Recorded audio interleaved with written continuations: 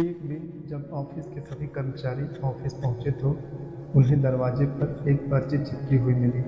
उस पर लिखा था, कल उस इंसान की मौत हो गई जो कंपनी में आपकी प्रगति में बाधक था। उसे श्रद्धांजलि देने के लिए सेमिनार हॉल में एक सभा आयोजित की गई है। ठीक 11 बजे श्रद्धांजलि सभा में सबका उपस्थित होना अपेक्षित है। आपके एक सहकर्मी की मौत की खबर पढ़कर पहले तो सभी दुखी हुए, लेकिन कुछ देर बाद उन सब में ये जिज्ञासा उत्पन्न होने लगी कि आखिर वह कौन था जो उनकी और कंपनी की प्रगति में बाधक था। 11 बजे सेमिनार हॉल में कर्मचारियों का आना प्रारंभ हो गया।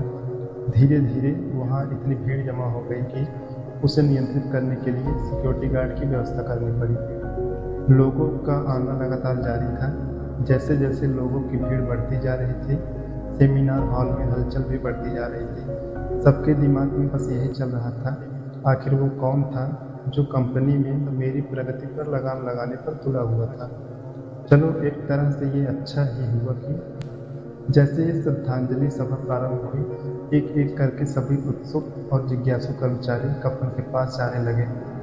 करीब पहुंचकर जैसे ही वे कफन के अंदर झांकते, उनका चेहरा फक्क पड़ जाता, मानो उन्हें सदमा सा लग गया हो।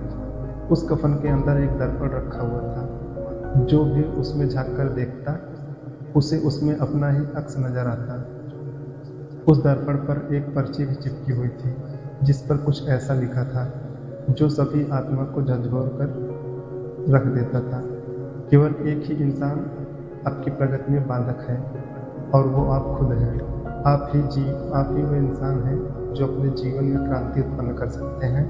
आप ही वो इंसान हैं जो अपनी खुशी, अपनी समझ और अपनी सफलता को प्रभावित कर सकते हैं। आप ही वो इंसान हैं जो अपनी खुद की मदद कर सकते हैं। आपका जीवन नहीं बदलता जब आपका बॉस बदल जाता है। आपका जीवन नहीं बदलता जब आपके दोस्त बदल जाते हैं। आपका जीवन नहीं बदलता जब आपके पार्टनर या साथी बदल जाते हैं। आपका जीवन तब बदलता है जब आप खुद बदलते हैं, जब आप अपने खुद के विश्वास की सीमा को लांघ कर उसके पार जाते हैं, जब आप ये समझ जाते हैं कि आप और सिर्फ आप अपने जीवन के लिए